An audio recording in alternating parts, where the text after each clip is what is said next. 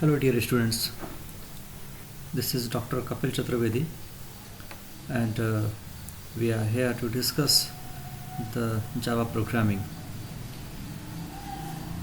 As we know that Java is a language which is most popular in the world due to its some important features like it's a pure object oriented programming, and also this language is a platform independent language. Both the terms are very important because if a language is platform independent, then you can run the source program, the executable code of that program may be run on any machine. In the case of Java, the executable code will be the bytecode. Once you compile your Java source code, it will generate a class file that will contain the bytecode, and this file which contains the bytecode will be the executable file in the sense of Java, which will be independent to run on any machine. The reason of that independence is bytecode, because each and every computer has their own virtual machine. It's Java virtual machine, also known as JVM, Java virtual machine. And another reason of Java's popularity is pure object oriented. If a language is pure object oriented, it means that language, whenever you implement a program in this language, you will have to create a class. It means if you are just creating a program to print hello on your console, or if you got just hello as an output, you will have to create a class to print that simple message. And once you create the class, you will have to create or invoke an object to call to execute that program. The concept of pure object orientation depended on the class concept. We'll discuss that topic in the detail further. When you see that Java arrives in market, so the date of starting of initiation of working on Java or the language similar to the Java from 1991. Sun Microsystem is the owner of Java before some years, but right now Oracle, the owner of the Java is Oracle. So the initiation of that language in 1991, and a wide history. It has a wide history. Many of languages was available in the computer environment where different programmers implement their program, like C, C++, COBOL, Pascal was there. But there was the need of a language which is totally different. It means the computer environment required an efficient language which efficiently executes the program with the dynamic nature and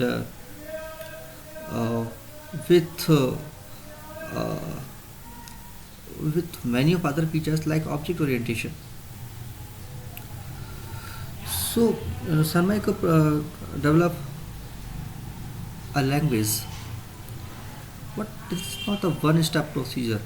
It follows the step-by-step procedure, and they launched the language in market. Then they realized that language is not proper. Then again they modify that language again. After many of modifications, Sun Micro launches a Java language in the market. As we discussed, Java language uh, developed in 1990s by Sun Microsystem has some important features like object orientation, uh, platform independence, and also known as high level language. So here Java program is a portable across platforms, so that language is known as platform independence. The reason of that independence is bytecode, and each program is translated into Java bytecode. As we discussed, once we compile the Java program, that program will convert into the bytecode, and that class file is known as uh, compiled file. Each machine has a Java virtual machine which knows how to execute Java bytecode. And another feature is Java is object oriented, because to run a simple program in Java we'll have to implement a class. There are some buzzwords of Java. Simple, as we know that Java is simple. uh, Once you understand the Java perfectly, you realize that Java is simple compared to other languages, because when we implement our logic in a program, in case of simple logics, we implement a program of tens of lines, of hundreds of lines. But when we have a logic which is very broad and we have a lots of logics, then we realize that to write uh, that program may be easy, but to understand that program is too difficult. Whenever we go to modify that program, we realize that many problems occurs. And once we change any variable name or any variable's situation, any variable's position, and when we make any change in the program, we realize that many problems occur in the program. If we have a program of thousands of lines, so there is a need of classify that program in different parts. So we use the concept of functions, but after some time we realize that we can put the small logics in a function. But we have a broad logic which we can divide in multiple parts, multiple modules. So we require a class which contains different functions. So the combination of the collection of different functions or different logics of data members is known as class. So Java is simple, Java is secure. The security, the major reason of that security is that our Java code prevent to save the cookies in the computer, and many other ways that the Java environment use to secure your program or logics. Like Java program use a firewall concept. And third is portable. The portable, it means, as we discussed before some time, Java is a portable language due to its concept of bytecode. So that we say that Java is platform independent language. Next one is object oriented. Object oriented, it means that language use the concept of classes and object. Once we create an once we create a class, then we will have to use or invoke object to call their methods. So the Java use the object oriented concept. When we implement a program, we'll have to use the object oriented concepts. Robust. Java is a robust. It has a dynamic nature. It allocates the memory to the variables dynamically. And that also use the concept of garbage collection, which we discussed in the next classes. And many other features which Java used will make it robust. Multi-threaded. Multi-threaded means when we know very well that a concept multitasking. A Windows environment follow the concept of multitasking. We can use Word, Excel, PowerPoint, multimedia tools or same time on a same screen. What our computer theory says that a processor can run or execute a single program on a processor. As we know that Word, PowerPoint, Excel, these all are the different programs. But we are realizing that we are executing that programs on a same time, on a same computer, in a same processor. Your audio player in a computer is playing. On the same time you are programming. You are doing programming on your computer. And on the same time you are making a PPT of that program. And your audio system is continuously playing the songs. So multiple tasks are executing on the same time in the same computer. It means we are realizing that a processor of your computer is executing multiple processes on the same time. What that theory conflict the definition processor work idle. So here to implement that kind of concept of multitasking, you will have to use the logic of multi-threading. So Java provide a multi-threading environment to implement the multitasking, which you will study in the next classes. That is very easy concept where Java use the concept of thread class and the radical interface, and very simply implement that multitasking using the multi-threading concept. Architectural neural says that each and everyone is well defined. Each and every logic is well defined. Each and every API which use Java is well defined. Interpreted means instead of compilation that use the interpreter.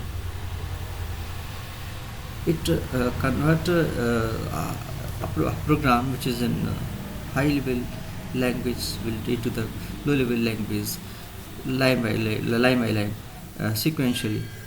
So that process the concept of interpreter in the process that follow the concept of interpreter in the place of a compiler. High performance is the another feature of that, because it use a lots of advanced features like dynamic memory allocation, garbage collection, pure object oriented concept, platform independence, bytecode, Java virtual machine, Java runtime environment, and also it provide many of other features which provide it a high performance environment. Java also provide distributed environment where you can implement a distributed application. You have to deploy your application on a same machine and few code on the different machine, and you can work parallelly on a same work on a same time. So in distributed computing you work on different computers, or you know very well that what is the distributed computing. So to implement that kind of environment, you may use the concept of Java, you may use the logics of Java. Java has a dynamic nature.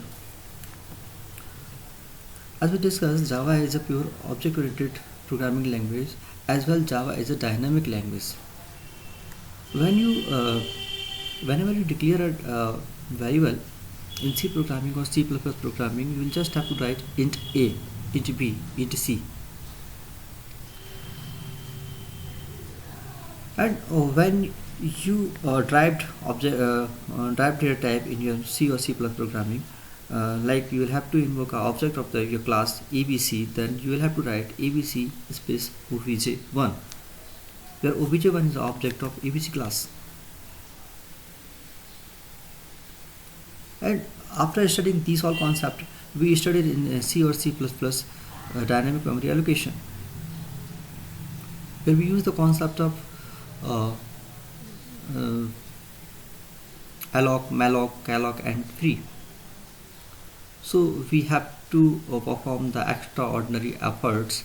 We apply the extraordinary effort to implement the dynamic memory allocation. But in case of Java, when you create your first object in Java, so you realize that Java will use the dynamic memory allocation, because you will if you whenever you invoke an object of class ABC, if you have a class ABC and you want to invoke an object of that class, then you will have to write ABC obj1 equal new ABC. It means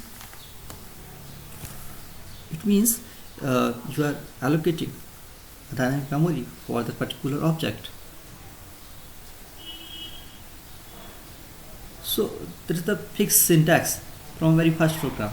So whenever you are implementing a dynamic memory allocation, if you are providing a dynamic memory allocation to your object, then you are automatically provide a dynamic memory allocation to each and every variable which is used in your class. So automatically each and everything is here is dynamic. So there we have two different paradigm of programming. First programming is functional procedural programming, like C, C++, where we implement the functions. And the second type is object-oriented programming, where we have to create a class to implement a simple program. So there we have two programming paradigm. First is functional procedural like C, C++, and object-oriented programming like C++ or Java. So the main concept of object-oriented programmings is here: object, class, inheritance, and encapsulation. So the object is an entity which is used to call the data members, which is used to call data members of a class. Also known as object is a runtime entity. Another definition is object is an instance of class. So the object is a single entity in a practical sense, which is used to call or use any data member of a class. If you have to call a function, then you will have to invoke an object. Without invoking object, you cannot use any data member of a class. And a single object represents the whole class. Here,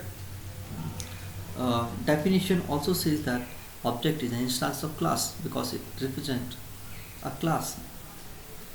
For example, if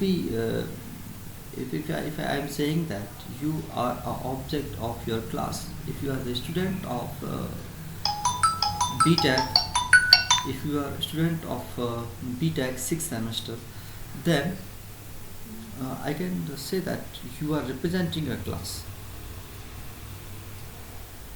So you are object of a class because you are a representative of your class. So a class, if we consider the definition of class, then we can say that the class is a wrapping entity which wrap all the data members in a single place, on a single place. So class is a wrapper entity which wrap the data members on a same place. Inheritance is another feature which provide or facilitate to use the concept of one class into another class.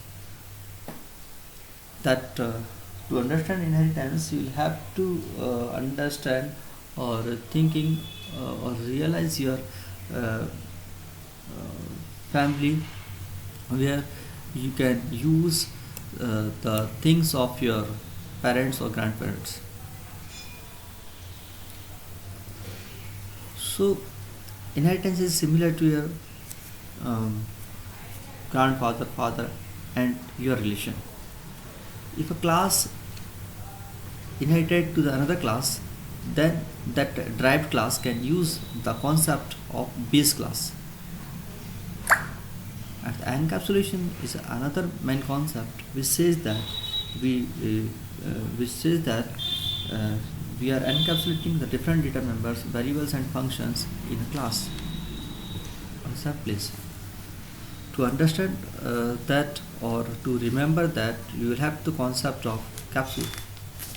If I ask you that what is capsule, then you'll give me the answer, sir, the capsule is an entity which encapsulates the medication. So in case of programming, encapsulation is a procedure which encapsulates the data member on a subclass.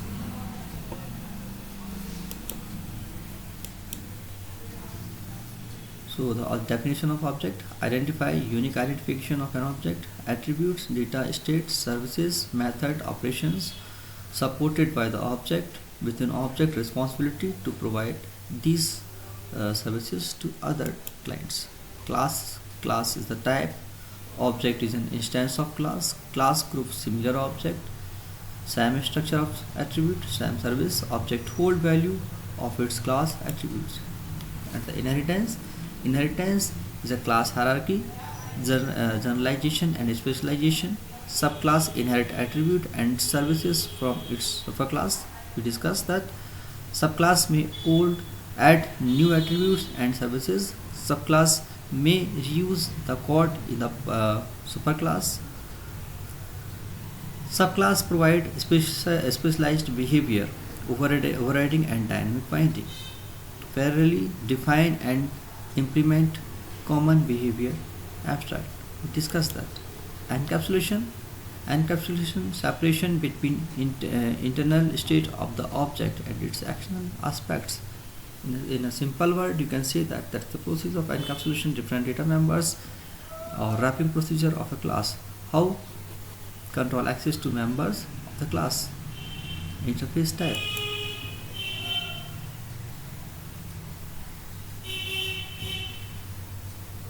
So there are three different things: modularity, information hiding. So the modularity is the concept of function creating, and information hiding provide the feature to hide your concepts or logics or different data members by using the public, private, protected and default. So Java is a Java Virtual Machine, stands for JVM, stands for Java Virtual Machine. We discussed Java use the concept of platform independence because each and every machine has their own JVM, that is Java Virtual Machine. Unlike other language, Java executables are executed on a CPU that does not exist. So we discussed that what is JVM and what is the requirement of JVM. So there are some theory about JVM, the virtual machine. So how it work? So our source code will be our program which we write on a notepad on an editor. Once we compile that program will convert in the compiled code. If we consider an example of C program, if we compile that program will convert into executable code with the extension .exe. But in case of Java, that will not convert into the exe file, that will convert into the class file. Once we compile our Java program by using the javac command, our program will convert into a class file. That program will known as myprogram.class. So the .class is an extension and myprog is our program name, and that class file will contain the bytecode, which is a major reason of making it platform independent. By using JVM, any platform will execute that code and convert into the low level language and execute your program. So there are some data types similar to C, C++, C or C++ language: int, short, long, byte, float, double, character, boolean, and respectively. There are some species, some storage species of that data type. And behavior is similar to C or C++ languages. Primitive type is the constant, float, integer, and integer.